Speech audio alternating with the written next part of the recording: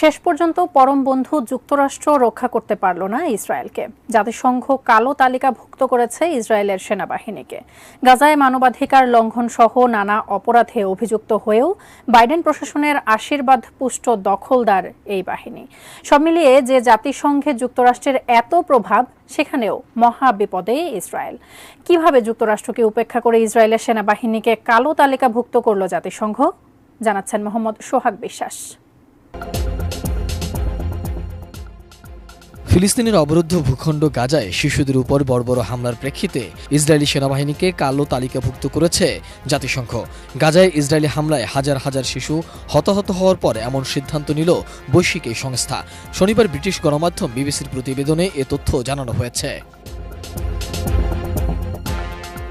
জাতিসংঘ বলছে, গত বৃহস্পতিবার মধ্য গাজার নুসেইরাত শরণার্থী শিবিরে জাতিসংঘ পরিচালিত একটি স্কুলে ইসরায়েলি বিমান হামলায় শিশুসহ অনেকে মারা যাওয়ার ঘটনায় ক্ষোভ প্রকাশ করেছে জাতিসংঘ।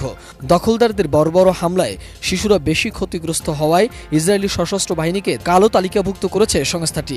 এ বিষয়ে ইসরায়েলকে আনুষ্ঠানিক বিজ্ঞপ্তিও পাঠানো হয়েছে। জাতিসংঘের এই সিদ্ধান্তে ফিলিস্তিন সন্তোষ প্রকাশ করলেও বেজায় চটেছে ইসরায়েল সরকার। ফিলিস্তিনের প্রেসিডেন্ট মোহাম্মদ আব্বাস জাতিসংঘের সিদ্ধান্তে সন্তোষ প্রকাশ করে জানিয়েছে, অনেক আগেই ইসরায়েলকে কালো তালিকাভুক্ত করা উচিত ছিল।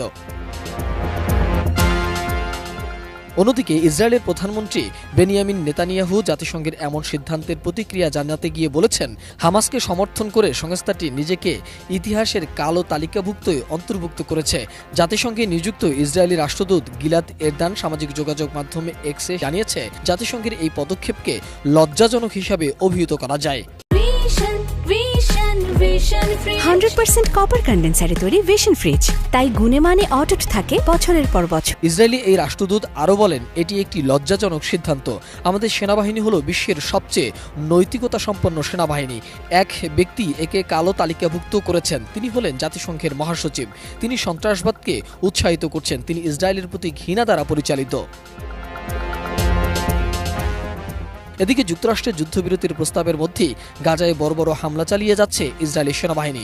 শুক্রবার গাজায় দক্ষিণাঞ্চলীয় রাফার উত্তরে উরিইবা এলাকায় একটি বাড়িতে হামলা চালিয়েছে ইসরায়েলি বাহিনী। এতে বেশ কয়েকজন নিহত হয়েছে। গেল ৮ মাসেরও বেশি সময় ধরে চলা ইসরায়েলি আগ্রাসনে গাজায় প্রাণ হারিয়েছে ৩৬,০০০-এর বেশি নিরীহ ফিলিস্তিনিরা। এর মধ্যে ১৫,৫০০-এর বেশি শিশু রয়েছে। নিহতদের মধ্যে নারীর সংখ্যাও উল্লেখযোগ্য। এছাড়া আহত হয়েছে প্রায় ৮০,০০০ ফিলিস্তিনি নাগরিক।